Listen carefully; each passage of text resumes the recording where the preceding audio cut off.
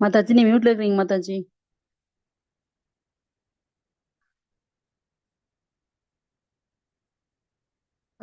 மாதாஜி மியூட்ல இருக்கீங்க.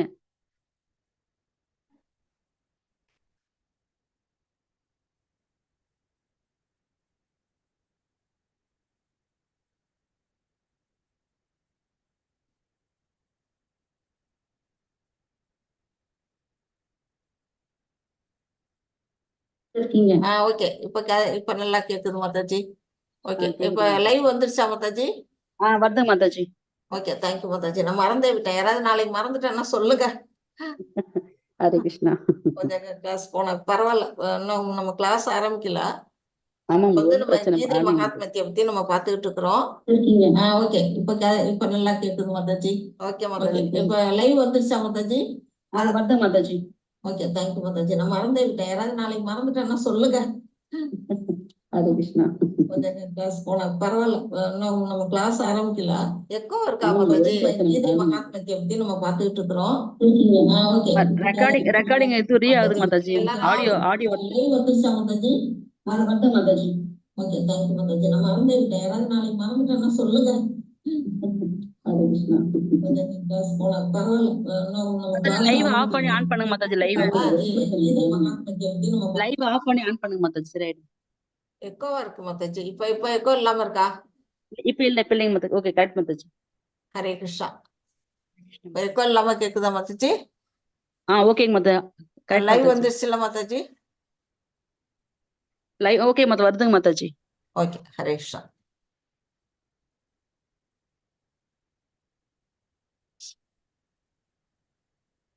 இப்போ வந்து கீதையோட மகாத்மியத்தை பத்தி நம்ம ஸ்ரீபாத சங்கராச்சாரியார் என்ன சொல்லியிருக்கிறார் அப்படின்னு நம்ம படிச்சுட்டு இருக்கிறோம்.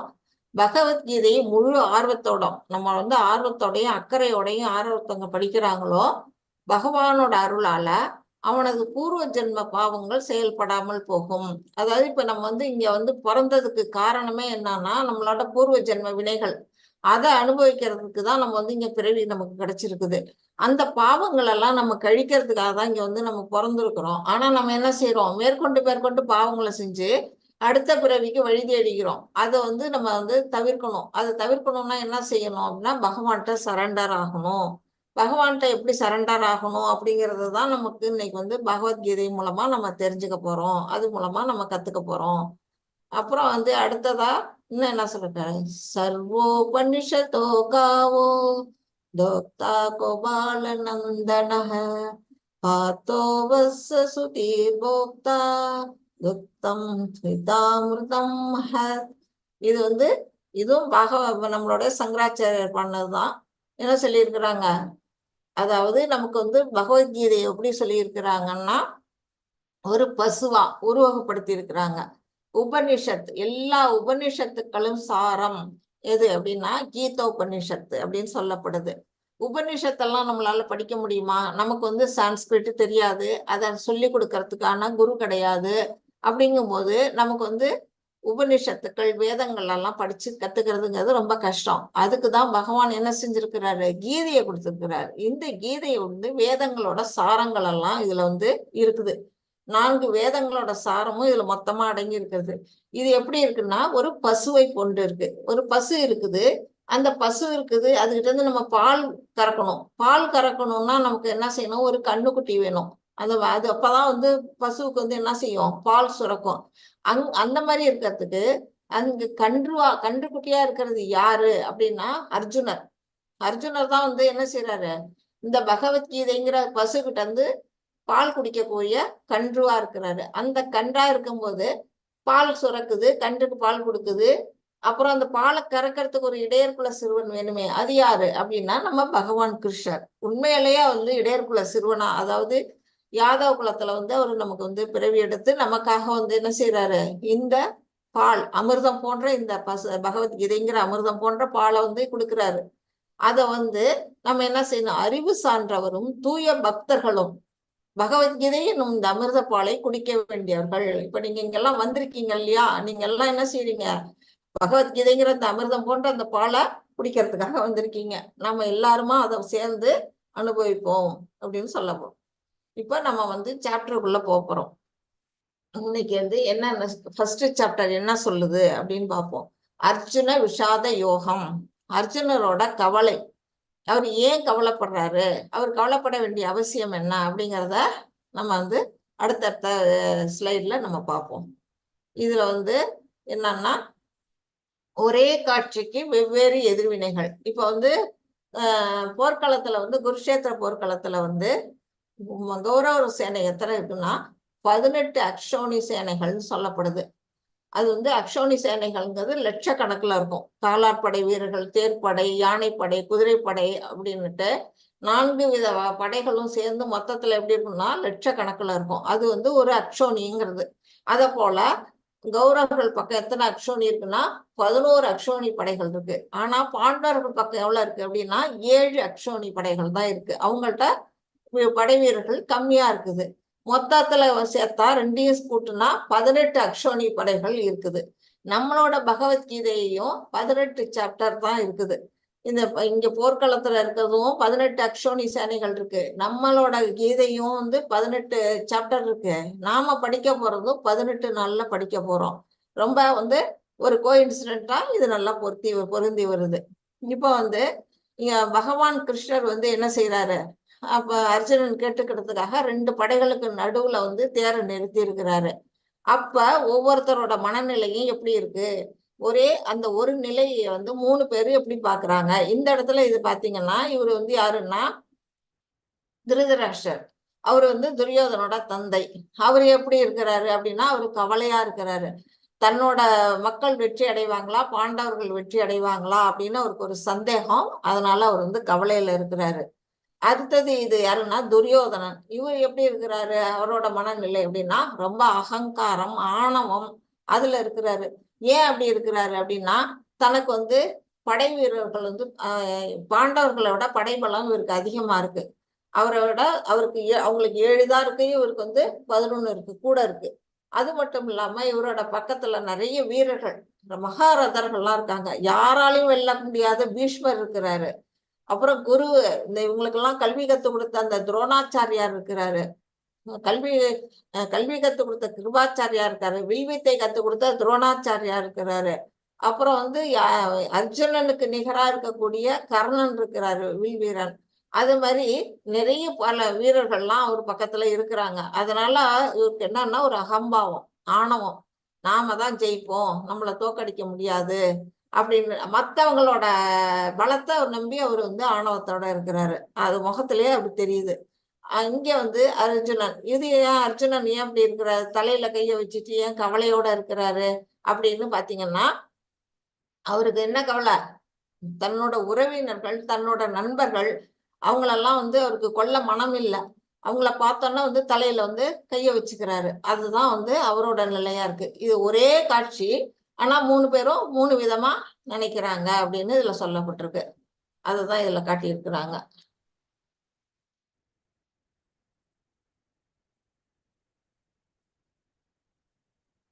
அடுத்தது இது ஃபர்ஸ்ட் ஸ்லோகம். இது வந்து திருதராஷ்டிரர் பேர்னது. மாதாஜி யாராச்சும் ஸ்லோகம் படிக்கிறீங்களா? ஹரே கிருஷ்ணா பாசிட்டிவ் மாதாஜி. சொல்லுங்க மாதாஜி நீங்க. படிங்க மாதாஜி. நீங்க திருதராஷ்டிர முதல்ல சொல்லுங்க மாதாஜி, பழசு சொல்லுங்க. ஆரம்பிக்குமா சொல்வீங்களே மாதாஜி, சொல்லுங்க மாதாஜி.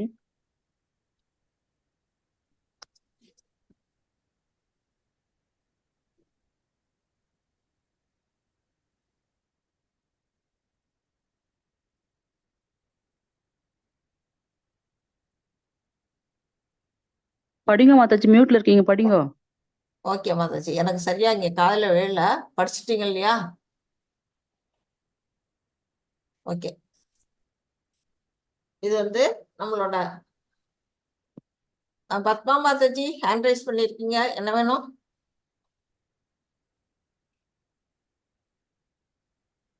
ஹரே கிருஷ்ணா மாதாஜி, பத்மா மாதாஜி.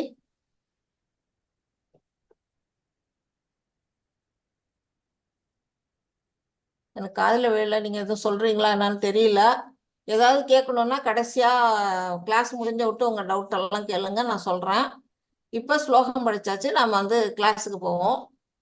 ஹரே கிருஷ்ணா. இது வந்து நம்மளோட பகவத்கீதையில வந்து மொத்தம் வந்து 700 ஸ்லோகங்கள் இருக்குது. 700 ஸ்லோகத்துல முதல் ஸ்லோகம் வந்து இதுதான். திருதராஷ்டிரர் சொல்றாரு. திருதராஷ்டிர உவாச்ச அப்படின்னு ஆரம்பிக்குது. தர்மக்ஷேத்ரே குருக்ஷேத்ரே அப்படின்னு. அதாவது இந்த போர் நடக்குது இல்லையா, அந்த போர் நடக்கிற இடம் எதுன்னா குருக்ஷேத்திரம் அப்படிங்கிற இடத்துலதான் இந்த பாண்டவர்களுக்கும் கௌரவர்களுக்கும் சண்டை நடக்குது. அதுதான் இந்த குருக்ஷேத்திரம்.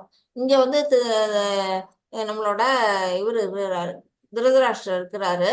அவரோட காரியதர்சியா யார் இருக்கிறாரு அப்படின்னா சஞ்சயன். அவரோட காரியதர்சி இவரு பேரு சஞ்சயன்கிறவர் இருக்காரு. இவங்க 2 பேரும் எங்க இருக்கிறாங்க அப்படின்னா அரண்மனையில தான் இருக்கிறாங்க. அரண்மனையில இருக்கும்போது இவர் என்ன செய்யறாருன்னா போர்க்களத்து இவர் வந்து பிறவியிலேயே ஒரு குருடர். திருதராஷ்டிரர் இயற்கையா பிறவியிலேயே ஒரு குருடர். அறிவும் இல்லை, அவருக்கு ஞானமும் குருடா இருக்குது. தன்னோட மக்கள் மேல மட்டுமே நான் என்ன பண்றாரு, அதிகப்படியான பாசத்தை வைக்கிறாரு. அப்படிப்பட்ட திருதராஷ்டிரர் வந்து என்ன செய்யறாரு, போர்க்களத்துக்கு போன தன்னோட பசங்களும் பாண்டவர் படையிலையும் என்ன நடக்குது அப்படின்னு தெரிஞ்சுக்க விரும்புறாரு. சஞ்சயன்கிறவரு அவரோட காரியதேசியா இருக்கிறவரு வியாச பகவானுடைய சீடர். அவரு வந்து என்ன செய்யறாருன்னா தன்னோட குருவோட உதவியினால வியாசர் என்ன செய்யறாருன்னா இவருக்கு வந்து ஞான கண்களை கொடுக்குறாரு.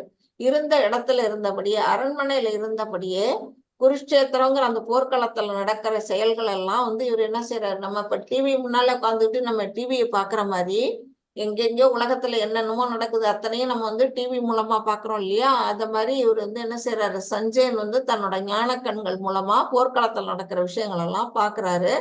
அதை பத்தி இவருக்கு வந்து திருதராஷ்டிரனுக்கு எடுத்து சொல்றாரு. அதுதான் இந்த பாடல்ல வருது. திருதராஷ்டிரர் என்ன கேட்கிறாரு அப்படின்னா, புண்ணிய யாத்திரை தலமான குருஷேத்திரத்தில் போர் புரிய விருப்பம் கொண்டு ஒன்று கூடிய பிறகு என் மகன்களும் பாண்டுவின் புதல்வரும் என்ன செய்தனர் சஞ்சயனே அப்படின்னு கேட்கிறாரு. இந்த கேள்வியிலேருந்து அவர் என்ன தெரியுதுன்னா ஒருதலை பட்சமா இருக்கிறாருங்கிறது தெரியுது. என் மகன்கள் அப்படின்னு சொல்றாரு. இவர் வந்து பாண்டுவின் புதல்வர். பாண்டுங்கிறது இவரோட கூட பிறந்த தம்பி. தம்பியோட புதல்வர்களை வந்து தன்னோட புதல்வர்களா அவர் ஏத்துக்கணும். சின்ன வயசுலயே பாண்டு இறந்துறதுனால அவங்க பிள்ளைகள் எல்லாம் இவர் அரவணைப்புலதான் வளர்றாங்க. ஆனா இவர் வந்து என்ன செய்யறாரு, தன்னோட மக்கள் 100 புதல்வர்களுக்கும் பாண்டுவோட புதல்வர்கள் 5 பேருக்கும் அவர் வந்து வித்தியாசம் பாக்குறாரு. அதனாலதான் 2 பேரும் கூடியிருக்கிற அந்த போர்க்களத்துல என்ன செய்யறாங்க அப்படின்னு வந்து சஞ்சயன்ட்ட கேட்கிறாரு. சஞ்சயன் என்ன சொல்றாருன்னு பார்ப்போம். இது வந்து ஒரு ஓமானமா இங்க கொடுத்துருக்குது. இது வந்து பால் அடுப்புல வச்சு பால் பொங்குனா வந்து ஒரு நல்ல ஒரு அறிகுறின்னு நம்ம சொல்லுவோம். கிரக பிரவேசத்துல எல்லாம் பாலை பொங்க விடுவோம், நமக்கு தெரியும். அது வந்து எதுக்கு உதாரணமா கொடுத்துருக்காங்கன்னா தர்மக்ஷேத்திரமான அந்த குருஷேத்திர இடத்துக்கு கொடுத்துருக்குறாங்க உதாரணமா. இது வந்து பால் வந்து திரியுது. அந்த திரிஞ்சது வந்து மாமகா பாண்டவாஸ் அப்படின்னு, அதாவது இது ஒரு கெட்ட சகுனமா கூட எடுத்துக்கலாம். அதாவது பால் திரியறது கெட்ட சகுனமாவும் எடுத்துக்கலாம். ஆனா அதுல இருந்து இந்த திரிஞ்ச பால்ல இருந்து என்ன செய்யறாங்கன்னா இங்க வந்து பன்னீர் செய்யறாங்க. அது வந்து ஒரு ஸ்வீட் செஞ்சு பகவானுக்கு படைக்கிறாங்க. கிம குருவத அப்படின்னுட்டு. இத வந்து இன்னொரு விதமா நம்ம பார்த்தோம்னா இந்த தர்மக்ஷேத்திரம் அப்படிங்கிற இந்த இதுல போர்க்களத்துல வந்து என்ன செய்யுது அப்படின்னா போர் புரியறவங்களுக்கு வந்து பால் வந்து பொங்கி வருது இல்லையா. அது வந்து அந்த தர்மக்ஷேத்திரமான அந்த குருஷேத்திரத்தோட ஒரு பெருமையை சொல்லுது. அதாவது அங்க வந்து அந்த க்ஷேத்திரம் வந்து ரொம்ப புண்ணியமான ஸ்தலம். அதுல வந்து தர்மம் தான் ஜெயிக்கும், அதர்மம் வந்து என்னைக்கும் தோத்துரும் அப்படின்னு. ஏன்னா அதுக்கு முன்னாடி நடந்த நிகழ்வுகள்லாம் நிறைய நடந்திருக்கு. அங்கெல்லாம் வந்து என்னன்னா தர்மம் தான் ஜெயிக்கும் அப்படிங்கிறத உறுதியா தெரிஞ்ச இடம். அப்படிப்பட்ட க்ஷேத்திரத்தை குறிக்கிறது. அடுத்தது அந்த பால் பொங்கின பால்ல ஒரு சொட்டு எலுமிச்சம்பழத்தை புழிஞ்சா அந்த பால் என்ன ஆகும், திரிஞ்சிடும்.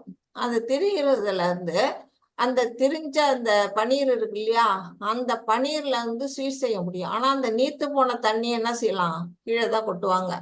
அந்த மாதிரி இந்த நீத்து போன தண்ணியா இருக்கிறது யாரு அப்படின்னா இங்க கௌரவர்களை சொல்லப்படுது.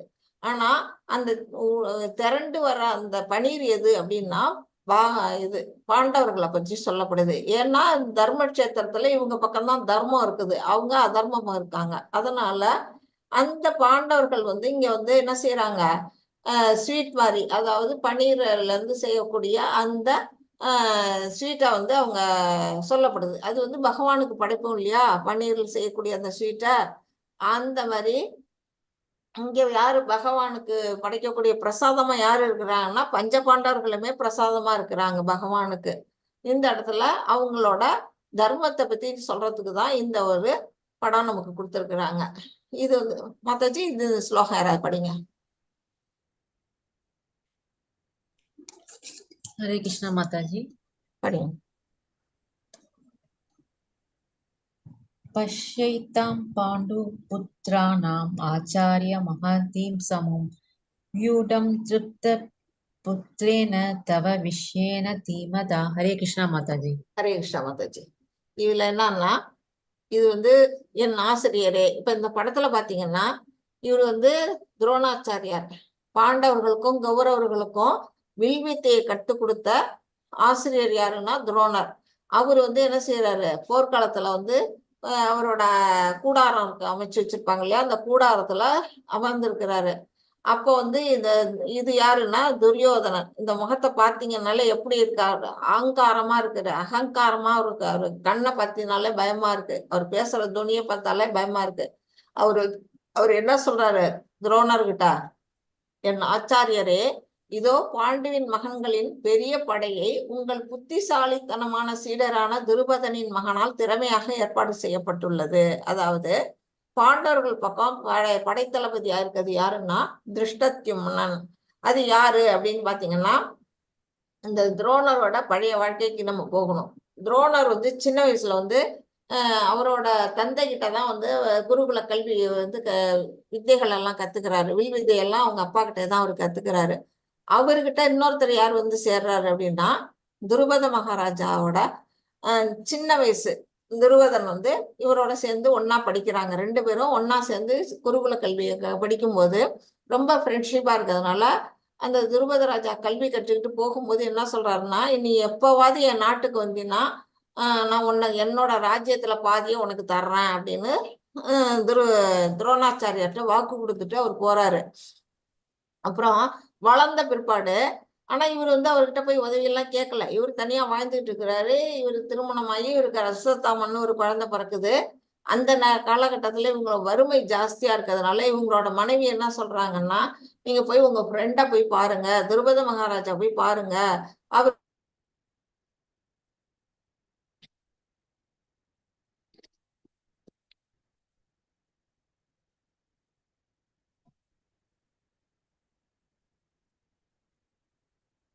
பாக்குறாரு. பார்த்துட்டு அங்க போனோடனே துருபதன் என்ன பழைய நினப்பு வந்துருது அவருக்கு. தன்னோட ராஜ்யத்துல பாதி கேட்க வந்திருக்கிறாரு அப்படின்னு நினைச்சுக்கிறாரு அவரு. மாதாஜி கேக்குதா? கேக்குறது மாதாஜி. ஓகே. வந்து என்ன செய்யறாரு, தன்னோட ராஜ்யத்துல பாதியை வாங்க வந்திருக்கிறான்னு நினைச்சிட்டு என்ன சொல்றாருன்னா, இவரை யாருன்னே எனக்கு தெரியாது, அவரை வெளியில அனுப்பி விடுங்க, ஊரை விட்டு வெளியில அனுப்புங்க அப்படின்னு அவர் சொல்றாரு. இவருக்கு ரொம்ப வருத்தமா போயிடுது. எப்படி தன்னோட கூட படிச்ச பழைய தோழன் பாதி நாட்டை தாரன்னு சொல்லி வாக்கு கொடுத்தவரு ஒரு பசுவை கேட்டுதான் இவர் வராரு. அவரால் ஒரு ராஜாவா இருக்கிறாரு. அவருக்கு எவ்வளோ பேருக்கு எவ்வளோ தானம் செய்யக்கூடிய நிலையில இருக்கிறவரு ஒரு தன்னோட தோழ ஃப்ரெண்டுக்கு வந்து ஒரு பசுமாடு கொடுக்கறது கூட இல்லாம நாட்டை விட்டு விரட்டுறாரா. அதனால இவர் என்ன செய்யறாரு, இவருக்கு கோபம் ஜாஸ்தி ஆயிடுது. இவரை எப்படியும் நம்ம வந்து உன்னோட நாட்டுல பாதியை நான் வாங்கி காட்டுறேன் பாரு அப்படின்னு சொல்லிட்டு சபதம் போட்டுட்டு வெளியில வந்து பாண்டவர்களுக்கும் கௌரவர்களுக்கும் வித்தையை கத்துக் கொடுக்குறாரு. அதனாலதான் வந்து பிற்காலத்துல அர்ஜுனன் என்ன பண்றாரு, துருபதனை போர் புரிஞ்சு அவரோட கைது பண்ணி இவர்கிட்ட வந்து மண்டியிட வைக்கிறாரு. வச்சோன்னா அவர் வந்து வேற வழி இல்லாம இவருக்கு பாதி ராஜ்யத்தை கொடுத்துடுறாரு.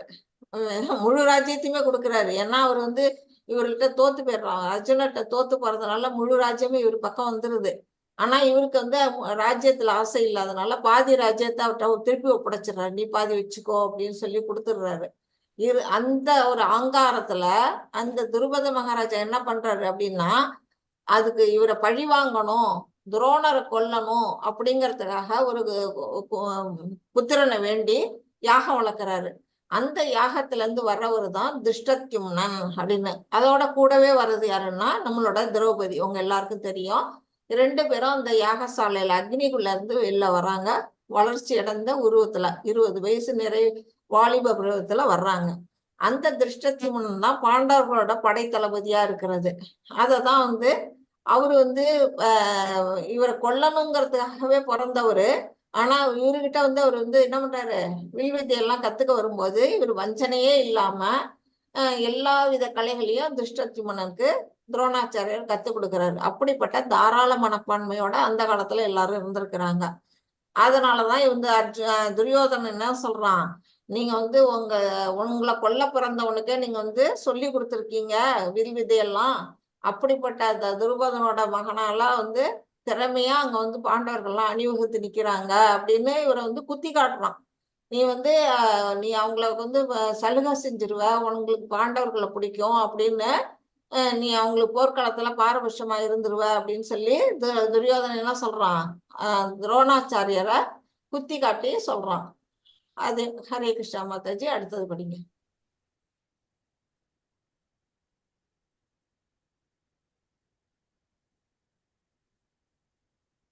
ஸ்லோகம் 1.19 படிங்க மாதாஜி. சா கோஷோ தரதராஷராணாம் ஹிருதயானி வியாத்தராயத் நபச்ச பிரவித்பிம் சைவாது முலே அப்யானு நா தயன். ஹரே கிருஷ்ண மாதாஜி. ஹரே கிருஷ்ணா. அதாவது இப்ப வந்து என்ன செய்யறாங்க, போர் தொடங்க போது போர் தொடங்குறதுக்கு முன்னாடி என்ன செய்வாங்க, ஆரம்பத்துக்கு வந்து சங்கு ஊதுவாங்க. சங்கு ஊதிட்டு தான் போரை தொடங்குவாங்க.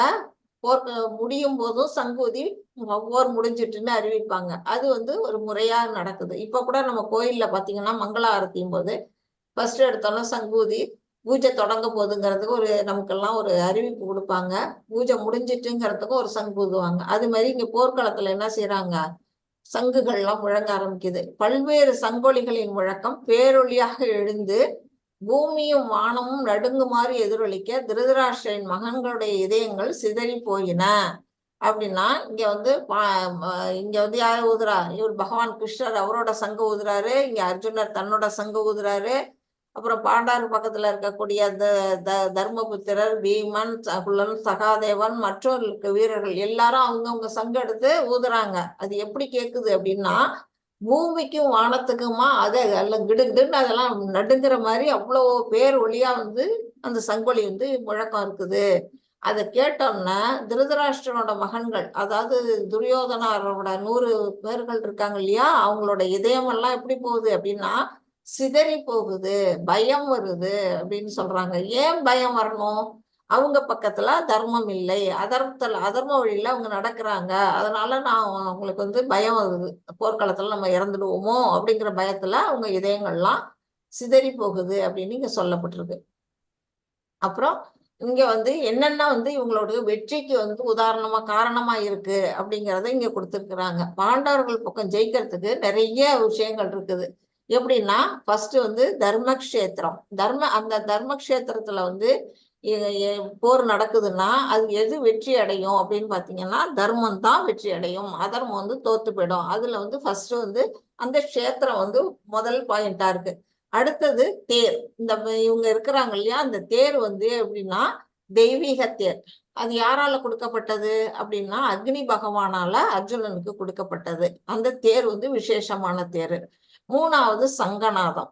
அதாவது இவங்க கையில இருக்கு இல்லையா, பகவான் கையில இருக்கக்கூடிய அந்த சங்கு பேர் வந்து பாஞ்சஜன்யம்னு பேரு. அது பகவானுடைய சங்கம். அந்த சங்கு வந்து தெய்வீகமான சங்கு.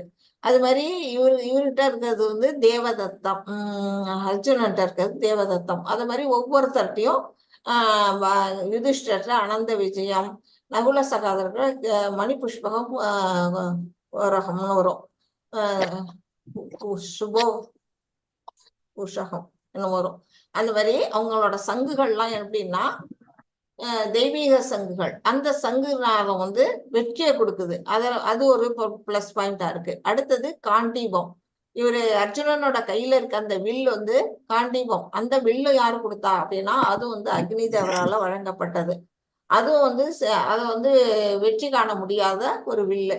அடுத்தது அவரோட அம்பு என்ன அப்படின்னா பாசுபதாசிரம். அது யாருகிட்ட இருந்து வாங்கியிருக்கிறா அப்படின்னா சிவபெருமான்கிட்ட இருந்து வாங்கியிருக்கிறாரு. வரம் இருந்து தவம் இருந்து சிவபெருமான்கிட்ட இருந்து பாசுபதாசிரம் வாங்கியிருக்கிறாரு. அது மாதிரி இவரோட வெற்றிக்கு இதெல்லாம் வந்து உறுதுணையா இருக்கு. அடுத்தது பாக்யலட்சுமி. பாக்யலட்சுமி அப்படின்னா நம்மளோட மகாலட்சுமி தாயார் தான். அவங்க வந்து பகவான் எங்க கிருஷ்ணர் இருக்காரோ அங்கெல்லாம் அவங்க இருப்பாங்க. மகாலட்சுமி கூடவே இருப்பாங்க. அவங்கள விட்டு பிரிய மாட்டாங்க. அவங்களோட நெஞ்சிலேயே வந்து அவர் வாசம் செய்யக்கூடியவங்க இல்லையா. அவர் வந்து அதனால மகாலட்சுமி இருக்கிற இடத்துல பணத்துக்கும் பஞ்சம் இல்லை, அருளுக்கு தெய்வீக அருளுக்கும் பஞ்சம் இல்லை. அதனால அவங்க வெற்றிக்கு துணையா இருக்கிறாங்க. அடுத்தது ரிஷிகேஷா. ரிஷிகேஷாங்கிறது இங்க பகவான் கிருஷ்ணர் சொல்றாங்க. அதோட அர்த்தம் என்ன? ரிஷிகேஷா அப்படின்னா புலன்களின் அதிபதி. நம்மளோட புலன்கள் 5 புலன்கள் இருக்கு இல்லையா, நம்ம கண்ணு, காது, மூக்கு, வாயு, மெய்ன்னு அந்த 5 புலன்களுக்கும் அதிபதியா இருக்கிறவர் யாரு அப்படின்னா பகவான் கிருஷ்ணர். அவரை பத்தி நமக்கு எல்லாருக்குமே தெரியும். அவரு எந்த பக்கம் இருக்கிறாரோ அந்த பக்கம் தான் வெற்றி அடையும் அப்படிங்கிறது நம்ம எல்லாருக்கும் தெரியும். ஆக மொத்தம் பாண்டவர்கள் பக்கம் இவ்வளவு விஷயங்கள் வந்து என்ன செய்யுது, அவங்களோட வெற்றிக்கு உறுதுணையா இருக்கு அப்படிங்கிறத இங்க சொல்லப்பட்டிருக்கு. அடுத்தது இதுல என்ன சொல்லியிருக்கிறாங்க, பகவான் கிருஷ்ணன் தேர்ல சாரதியா அங்க இருக்கிறாரு. இவரு தேர்ல மேல இருந்துகிட்டு படைகளை பார்த்துட்டு என்ன பண்றாரு, இரக்கம் 1.28 இருந்து அவரோட இரக்கம் எதை பார்த்து இறக்கப்படுறாரு, தன்னோட உறவினர்களை பார்த்து இறக்கப்படுறாரு, அவங்களெல்லாம் கொல்ல போறோமே அப்படின்னுட்டு. அடுத்தது 31ல என்ன செய்யறாரு, இன்பமின்மை. அவங்களுக்கு வந்து என்ன வருது, அவருக்கு வந்து துன்பம் வருது. ஏன் துன்பம் வருது, தன்னோட உறவினர்களோடதெல்லாம் அவருக்கு விருப்பம் இல்லை. கண்ணுல கண்ணீரே வருது பாருங்க, அந்த அளவுக்கு அவருக்கு வந்து சோகம் இருக்கு. அடுத்தது பாவச் செயல். 36ல என்ன சொல்லியிருக்கிறாங்க, அது வந்து அவங்களை கொலை செய்யறது பாவம் அப்படின்னு அவர் நினைக்கிறாரு அர்ஜுனர். அடுத்தது குடும்ப பாரம்பரியம். 1.45ல குடும்பம் வந்து பாரம்பரியம் அழிஞ்சிடும், அதாவது வர்ண சங்கரம் ஏற்படும் அப்படின்னு நினைச்சு அர்ஜுனர் கவலைப்படுறாரு. கடைசியா வந்து இருமனம். 46ல வந்து இருமனம், அதாவது போர் புரியணுமா வேண்டாமா, நம்ம என்ன செய்யறது அப்படின்னு அவருக்கு ஒரு குழப்பம். 2 மனசா வந்துருது, இரு நிலையில அவர் வந்து மாட்டிக்கிறாரு.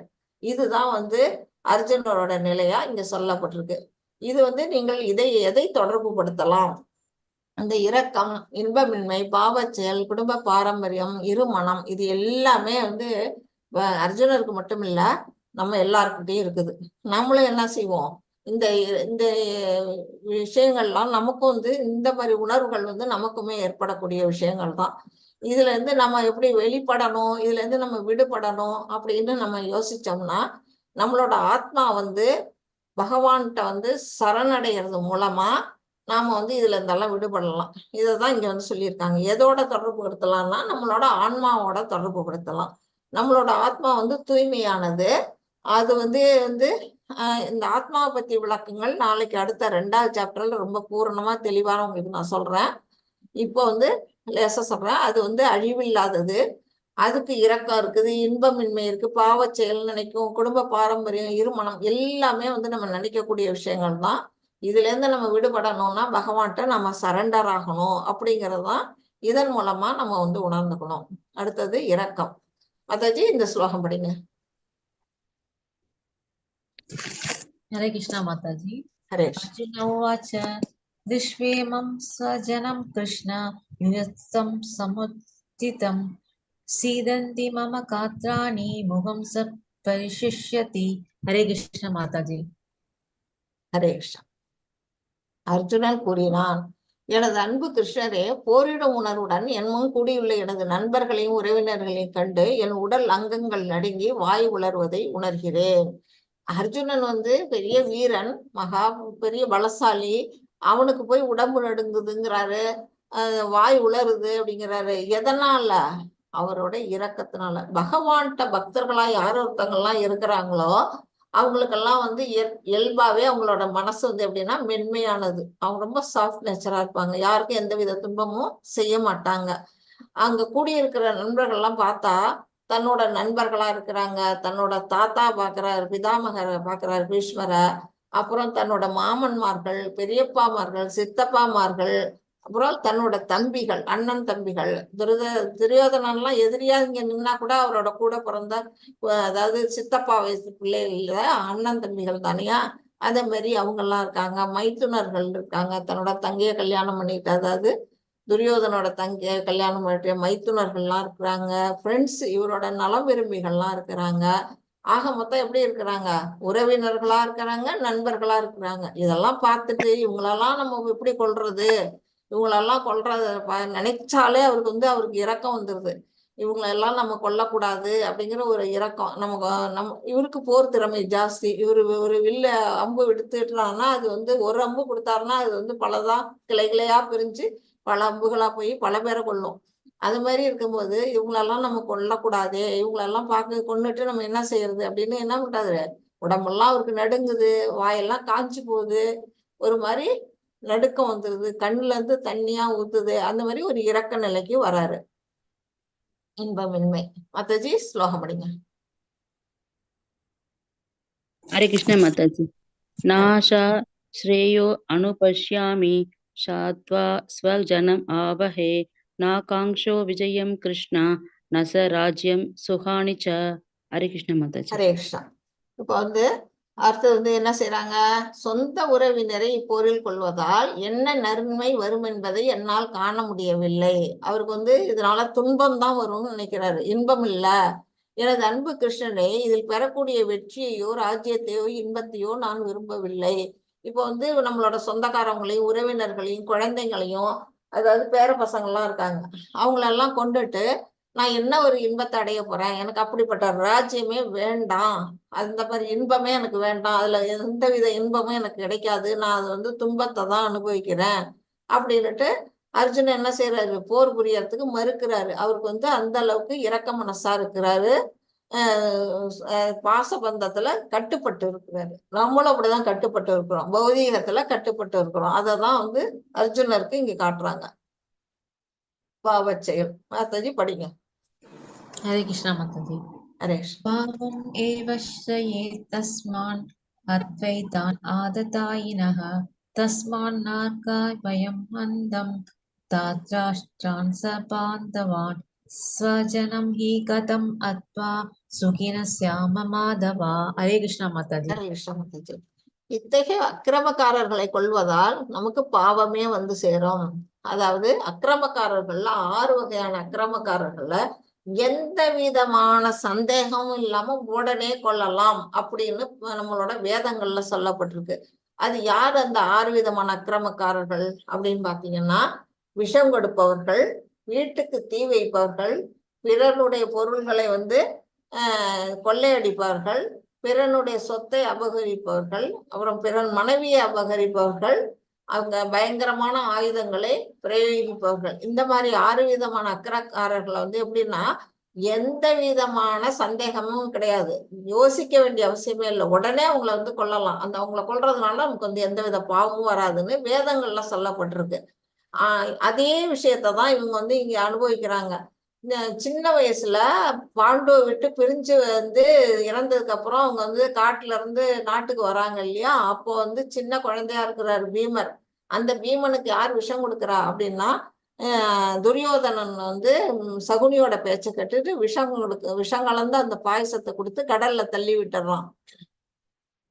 அது இந்த பாவம், முதல் பாவம், விஷம் கொடுக்கறதுங்க செய்யறான். அதை ஆனா அங்க என்ன நடக்குதுன்னா, அங்க உள்ள தண்ணிக்குள்ள விழுந்த பீமன் நாகலோகத்துக்கு போய் திரும்பி வெளியில வரும்போது பல ஆயிரக்கணக்கான யானைகளோட பலத்தை பெற்றுக்கிட்டு அவன் வெளியில வர்றான். அது பகவானோட அருள். அந்த மாதிரி பண்ணும்போது இவங்க விஷம் கொடுக்கிற ஒரு செயல் செய்யறாங்க.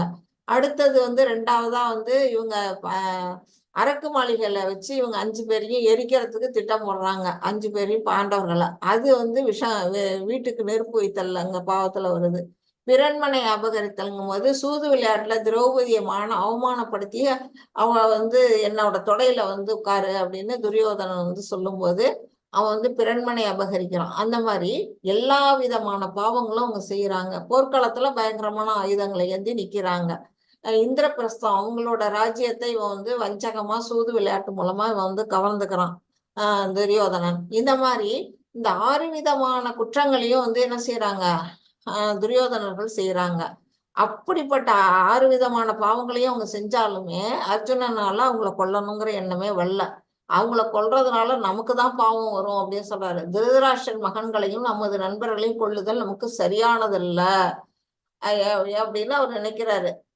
என்ன ஏன் சொல்றாரு? அதிர்ஷ்ட தேவனின் கணவரே, கிருஷ்ணரே, நமது சொந்த உறவினரை கொலை செய்துவிட்டு நாம் எவ்வாறு மகிழ்ச்சி அடைய முடியும்? இதனால் நமக்கு என்ன லாபம்?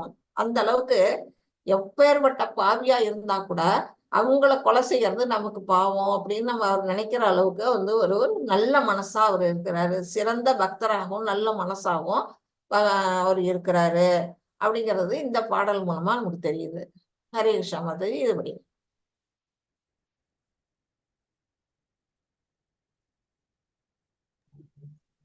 ஹரே கிருஷ்ணா மாதாஜி.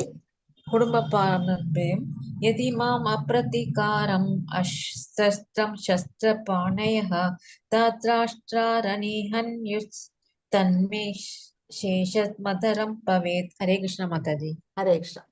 இதுல வந்து என்ன சொல்றாங்க? குடும்ப பாரம்பரியம் கெட்டு போயிடும்னு சொல்றாரு. ஆயுதமின்றியும் எதிர்த்து போரிடாமலும் இருக்கின்ற என்னை ஆயுதம் தாங்கிய திருதராஷ்டிரன் மகன்கள் போரில் கொண்டால் அது எனக்கு அதிக நன்மையை கொடுக்கும் அப்படிங்கிறாரு. நான் எல்லா போரும் இதுனா ஆயுதங்களையும் கைவிட்டுட்டு நான் நிராயுத பணியா நிக்கிறேன் போர்க்களத்துல. அவங்க வந்து என்ன கொல்லட்டும், அப்படி அவங்க கொன்னா கூட எனக்கு வந்து அதிக நன்மை தான் கிடைக்கும். அவங்க கொல்றதுனால நான் வந்து வீணாயிட மாட்டேன் அப்படின்னு சொல்றாரு. ஏன் அப்படி சொல்றாரு அப்படின்னா, அவங்கள நம்ம கொன்னுட்டோம்னா அந்த போர்க்களத்துல இருக்க அத்தனை பேரையும் கொல்லும் போது நிறைய குடும்ப தலைவர்கள் அத்தனை பேரும் இறந்துடுவாங்க. ஏன்னா போர்க்களத்துல ஆண்மகன்கள் தான் வந்து போர் புரியுறாங்க, பெண்கள்லாம் வீட்டுல இருக்கிறாங்க. வீட்டுக்கு வீடு உள்ள ஆண்கள்லாம் வந்து இந்த போர்க்களத்துல இறந்துட்டாங்கன்னா அந்த பெண்கள்லாம் வந்து என்ன ஆகும்னா அவங்களுக்கு வந்து பாதுகாப்பு இல்லாம போயிடும். குடும்ப தலைவர்கள் இல்லாத ஒரு குடும்பம் எப்படி ஆகும் அப்படின்னா, பெண்கள்லாம் வழி தவறி முறை தவறி நடக்க ஆரம்பிச்சிருவாங்க.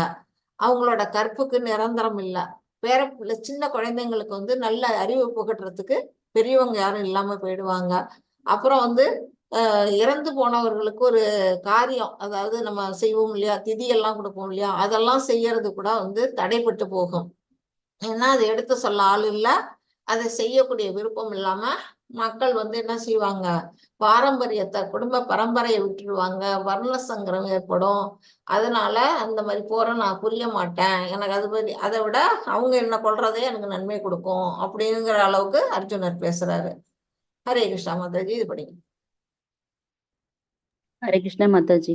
इरुवणं सञ्जयोवाच एवम् उक्त्वार्जुना सङ्ख्ये रथोपस्थ उपाविशत् विसृज सा शरं सापं शोकसं विघ्नमानसः. हरे कृष्ण ஹரே माताजी. கிருஷ்ணா. ஹரே கிருஷ்ணா. இதுல என்ன சொல்றாரு? சஞ்சயன் கூறினான். இப்ப வந்து சஞ்சயன் சொல்றாரு. என்ன சொல்றாரு? போர்க்களத்தில் இவ்வாறு பேசி அர்ஜுனன் தனது வில்லையும் அம்புகளையும் ஒரு புறம் எறிந்து விட்டு ரதத்தில் அமர்ந்து விட்டான். அவனது மனம் சோகத்தால் மூழ்கியுள்ளது. அவர் என்ன செய்யறாரு? நான் வந்து எனக்கு வந்து போர் புரிய மாட்டேன், அது புரியறதுல வந்து எனக்கு வந்து இன்பம் இல்லை, அது பாவ செயல், எனக்கு இரக்கமா இருக்குது, குடும்ப பாரம்பரியம் கெட்டு போகும்னு நிறைய காரணங்களை வந்து அர்ஜுனன் சொல்லிட்டு என்ன செய்யறாரு? தன்னோட அம்பையும் வில்லையும் தேர் தட்டுல ஒரு பக்கத்துல வச்சுட்டு தேர்ல உட்கார்ந்துடுறாரு. போர்க்களத்துல போர் புரிய போக வேண்டிய ஒரு வீரன் ஆயுதங்கள் எல்லாம் கீழே போட்டுட்டு உட்கார்ந்தா அவனோட மனம் எப்படி இருக்கு அப்படின்னா ரொம்ப சோகத்துல மூழ்கி இருக்கு அப்படின்னு சொல்லப்படுது. அதுதான் வந்து ஒரு இருமனம். என்ன இருமனம்? நம்ம வந்து போர் புரியணுமா போர் புரிய வேண்டாமா அப்படின்னு ஒரு குழப்ப நிலைக்கு அவர் வந்துடுறாரு. அதுதான் இந்த ஃபர்ஸ்ட் சாப்டர்ல முடியுது. நமக்கு இன்னைக்கு நம்ம பார்த்ததுல ஃபர்ஸ்ட் எப்படின்னா படைகளை ஃபர்ஸ்ட் போர்க்களத்துல படைகளை போய் பாக்குறாங்க. நடுவுல வந்து தேரை நிறுத்தி வச்சுக்கிட்டு என்ன செய்யறாங்க, அந்த படை காலத்துல என்னன்னா யார் யார் நம்மளோட போர் புரிய வந்திருக்காங்க அப்படின்னு அர்ஜுனன் பார்வையிடுறாரு. எதிரே பக்கத்துல இருக்கவங்க பூரா சொந்தக்காரவங்களா இருக்காங்க. தாத்தா, மாமா, சித்தப்பா, பெரியப்பா, அண்ணன் தம்பிகள், பேரன்கள், அப்புறம் மாமன்கள், அப்புறம் ஃப்ரெண்ட்ஸு, இது மாதிரி எல்லா நண்பர்கள் எல்லாரையும் பார்த்துட்டு வந்து அவரோட நிலைமை அப்படி வந்து கவனிக்கிறாரு. அதுதான் இங்க சொல்லப்பட்டிருக்கு. ஃபர்ஸ்ட் இதுல வந்து ஃபர்ஸ்ட் ஸ்லோகம் வந்து திருதராஷ்டிரர் விசாரிக்கிறாரு. என்ன விசாரிக்கிறாரு? என்னுடைய மகன்களும் பாண்டுவின் மகன்களும் என்ன செய்கின்றார்கள் சஞ்சயன் சஞ்சயன்ட்ட கேட்கிறாரு. கிம குருவத சஞ்சயன் என்ன செய்கிறார்கள்? துரியோதனின் பயம் 2வது 1.2ல இருந்து 11ல அது வரையிலும் என்ன செய்யறாங்க? துரியோதனோட பயத்தை அவன் வெளிப்படுத்துறான். அவன் பெரிய வீரனா இருந்தா கூட வந்து துரோணர் வந்து பாண்டவர்கள் பக்கம் சாஞ்சிருவாரோ, நமக்கு வந்து சாதகமா இருக்க மாட்டாரோ அப்படின்னு ஒரு பயம்.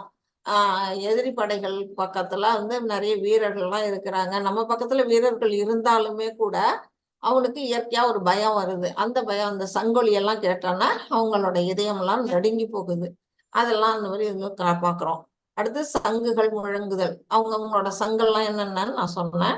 அந்த சங்கெல்லாம் முழங்கணும்னா இவங்களோட நெஞ்சு வந்து என்ன செய்யுது, இருதயம் வந்து படபடங்குது. அவங்களுக்கு வந்து கவலை வருது.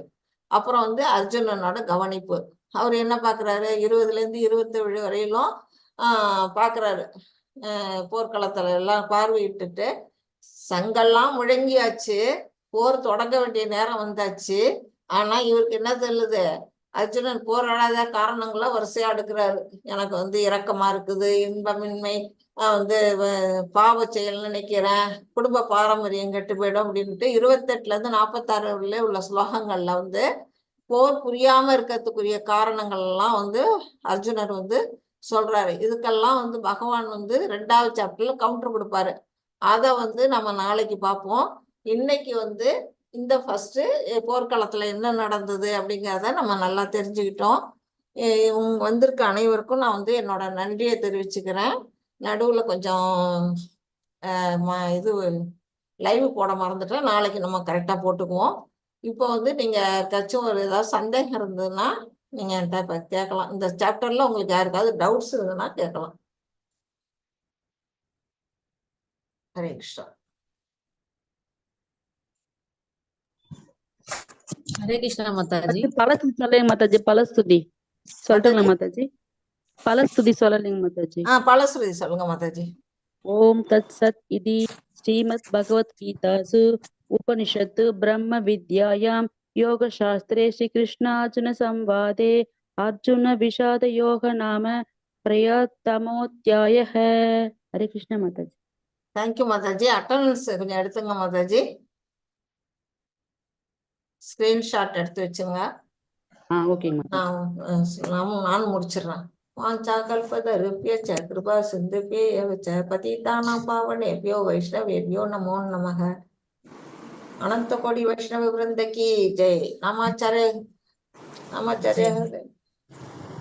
जय. श्रील प्रभुपादा की जय. हरिदास ठाकुर की जय. हरे कृष्णा कृष्ण कृष्ण हरे हरे, हरे रामा राम राम हरे हरे, हरे कृष्णा कृष्ण कृष्ण हरे हरे, हरे रामा राम राम हरे. हरे कृष्णा डिवोटीज. உங்களுக்கு புரிஞ்சிருக்குன்னு நினைக்கிறேன். ஏதாவது புரியலன்னா டவுட் இருந்ததுன்னா கேட்கலாம். இப்போ கொஸ்டின் கேட்கலாம். ஹரே கிருஷ்ணா மாதாஜி. மாதாஜி பத்மா மாதாஜி மாதாஜி படிக்கணும், ஸ்லோகம் படிக்கணும்னு சொன்னாங்க மாதாஜி. நீங்க அன்மியூட் பண்ண முடியலன்னு சொன்னாங்க. யாரு மாதாஜி? பத்மா மாதாஜிமா. பத்மா மாதாஜியா? அவங்கள ஏன் அன்மியூட் பண்ணி நீங்க படிக்க சொல்லியிருக்கலாம்.